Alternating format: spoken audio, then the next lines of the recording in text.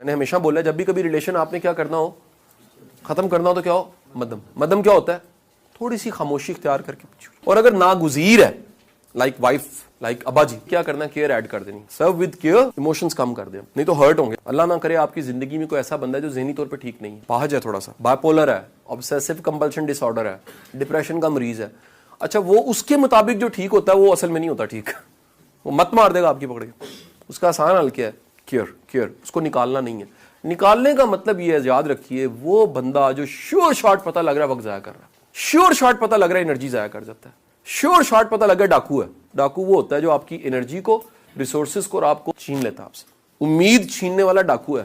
Definition بدل دیں آج سے.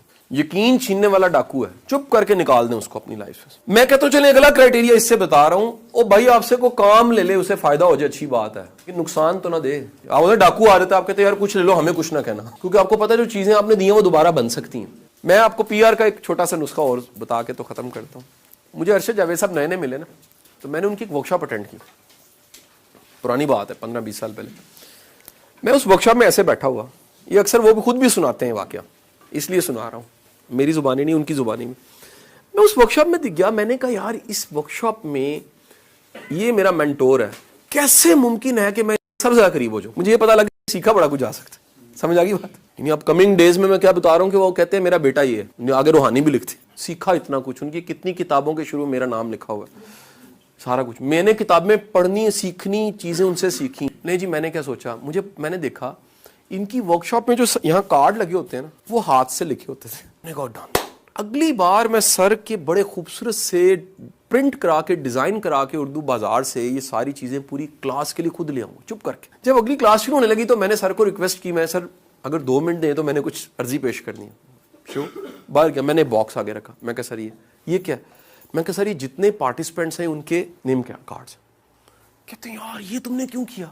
میں کہا سر میرا دل کر رہا تھا کوئی ویلیو ایڈ ہو. کہتے ہیں یار کل چائے پیو میرے ساتھ. پھر اگلے دن میں کیک اٹھایا، ایک سوٹ اٹھایا، مٹھائی کا ڈبہ اٹھایا، ایک اچھا سا پرفیوم لیا، میں سر کی طرف چلا گیا. یار میں یہ اپنے لیے نہیں کہہ رہا، میرے پہ کوئی لازم نہیں ہے، مجھے اللہ تعالیٰ کا کرم ہے، کوئی لالچ نہیں ہوتا جو مجھے جانتے ہیں. خدا کے لیے کسی کی طرف خالی ہاتھ نہ جایا کرو.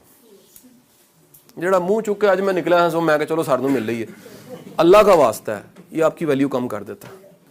یہ دنیا داری نہیں ہے، یہ اخلاقیات کا حصہ ہے کہ آپ کسی کو ورتھ اور ویلیو دیتے ہیں. نہیں بات سمجھ؟ تحفہ اللہ کے رسول کی یہ حدیث ہے نا، محبت کو بڑھاتا ہے یار، محبت کو بڑھاتا ہے.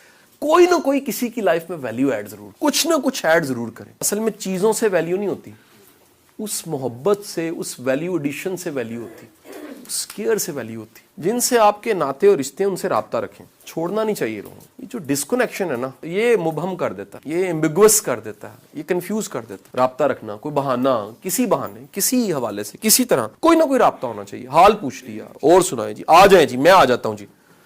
یہ آپ کی زندگی میں کیا بڑھتا ہے؟ اس سے آپ کا جنازہ بڑھ جاتا ہے. یہ بڑی امپورٹنٹ چیز ہے. انسان کو ڈیسٹنی کو سوچ کے چلنا چاہیے.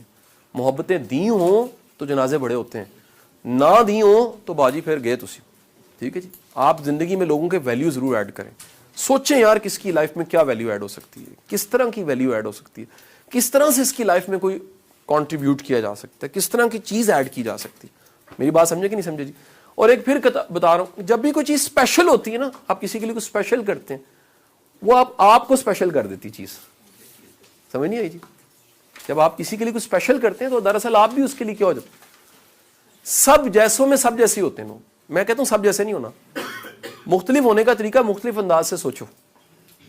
ٹھیک ہے جی، مختلف انداز سے کرو.